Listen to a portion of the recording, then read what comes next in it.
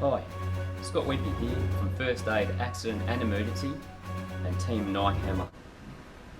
I've decided to put together some inspirational and educational videos to help you and your team get through the grueling Kokoda challenge. Now there's going to be a whole lot of different lots of information, so I've decided to break it into a series of short videos that you'll be able to watch, and these will all be on YouTube, and you'll also be able to find them at www.firstaidae.com.au and just follow the links to the Kokoda challenge page. So what's the seminar going to be about? Well, basically the contents that I've decided to come up with: planning for the event, how to plan for the event, and the sort of, I suppose, training and all the information that you need in planning for the event with your team and your support crew. The training that's involved in undertaking a 96 kilometre, 5,000 metre vertical elevation event is pretty grueling, but we'll start small and we'll work into it from there.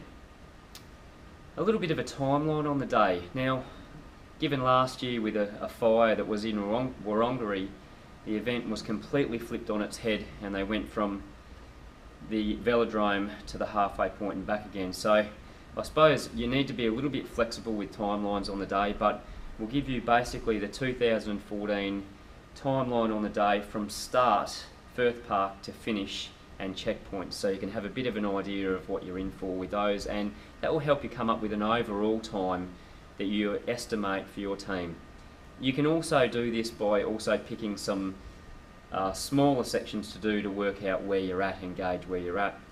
Obviously, me being a first aid specialist and first aiding for the event for over 7 years, then I'm going to give you some first aid injury management advice and what the common things are that put people out of this event just by simply not looking after it effectively through the event and through training. So I'm going to give you some great first aid injury management advice. Support crew needs. Geez, there's a team of 4, but without your support crew you won't make it to the finish line. So I really wanted to give you some inspiration and some essential things that the support crew need throughout this event. Nutrition and hydration, which is also very much a key. It's like a recipe for a cake, isn't it, really, when you think about it? All the different things that you've got to mix into this to make it work, and that's why it's such a fantastic thing to do and a great thing to get through. And also gear for the event. Now we do have Wild Earth and a few other event sponsors that are supplying some gear, so I'll talk generally about gear, but any essentials that you need, please support the sponsors of the event, because obviously they spend a lot of time and effort putting funding and valuable time into volunteering and supporting the event, so without that the event wouldn't take part. Okay, so first of all, about me, the presenter.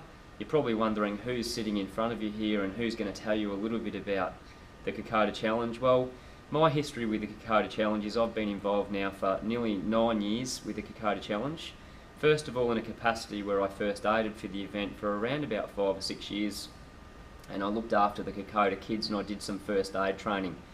I do have a first aid specialist background, so I suppose managing events and looking after events and teaching first aid as well. So in doing that, I also am an avid endurance runner, and I decided to have a go at the Kokoda Challenge with a team called Nike Hammer. I didn't really know what I was in for, but I'd run some pretty good quality events and quality times throughout Australia and at a national and international level, so I thought, why not, I'll give it a go. I'd never run a marathon. I thought, I'll have a go at 96 Ks, how hard could it be? So I had a bit of a go at the first Kokoda Challenge and found it quite interesting, and I had a really good time, and our team actually won the event that year in 11 hours and 40 minutes. So I thought, yeah, going to back up and have another go, because we wanted to go under 11 and a half hours. So the second year we backed up to run it, we ended up doing 11 hours and 19 minutes, and gee, I tell you, I got everything I asked for that year. It was tough. I broke down, ended up having a fractured foot, and ended up finishing with a fractured foot. But I tell you, the finish line was so sweet when I got to that finish line. It was unbelievable. So with a team of 4 especially as well. So we went through good times and bad times. We cried and we laughed, and it's something that I'll never forget with our team.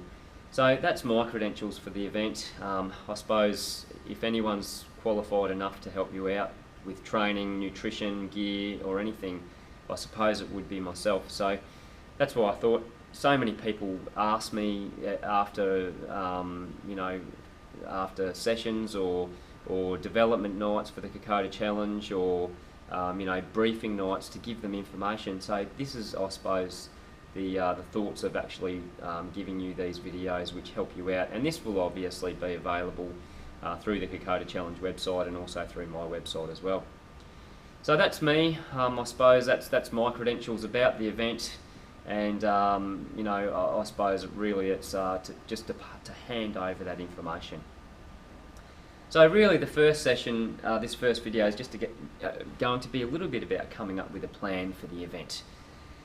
My advice really is I meet a lot of people and teams in the Kokoda Challenge where they'll be halfway through the event and they'll say, I've got this guy, he won't take any anti-inflammatories and he just doesn't want to do the time that we want to do. And I've said to them, have you sat down with them and spoken with them about it prior to doing the event? Oh no, we all just knew what we were going to do.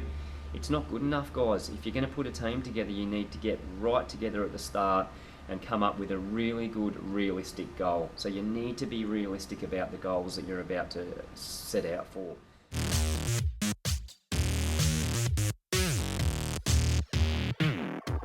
Whether that's just to finish as a team of 4, which I highly recommend that's what your number 1 goal should be. Number 2, yeah, if you're going to go for a time, then that's great, but have realistic goal times for your team. There's no point trying to run under 20 hours if you've got someone in there that has never run a step in their life. They're going to blow up on you and you're not going to finish effectively. Then you'll have unfinished business and you'll have to come back the next year. So be very realistic about your goals. Do some sessions over the course. Now in the training that I'm about to release for you as well, I've got a training program that I'm about to release and I've also got some basic tips on training. Then basically what I'm saying is start slow, but do every now and then, maybe once every 2 weeks, just pick a component of the course and maybe do that section, whether it's yourself or with the team. It is good to pull the team together as much as you can, but in a busy world it's very hard. But do at least some sessions over the course, even if you've got to come down from Brisbane or you're coming from another area for a short trip, make sure that you do that at least once.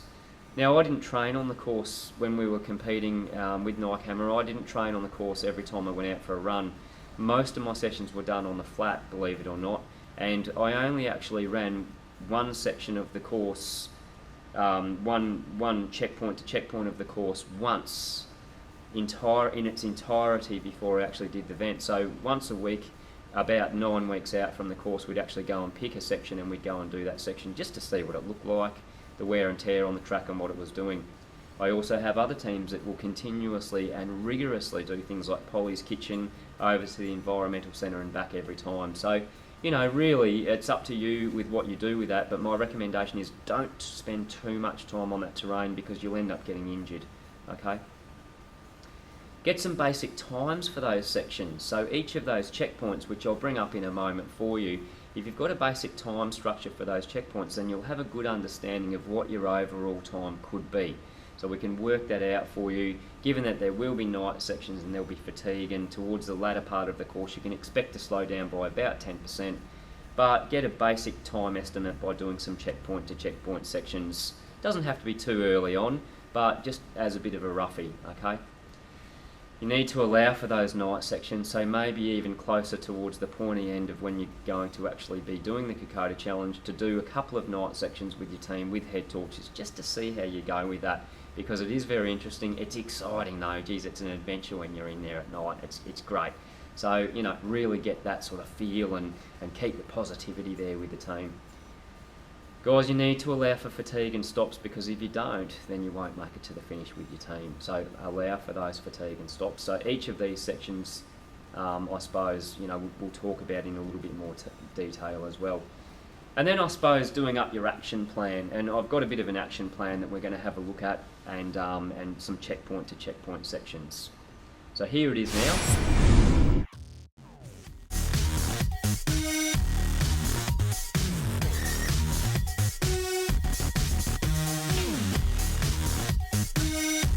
Thanks for watching.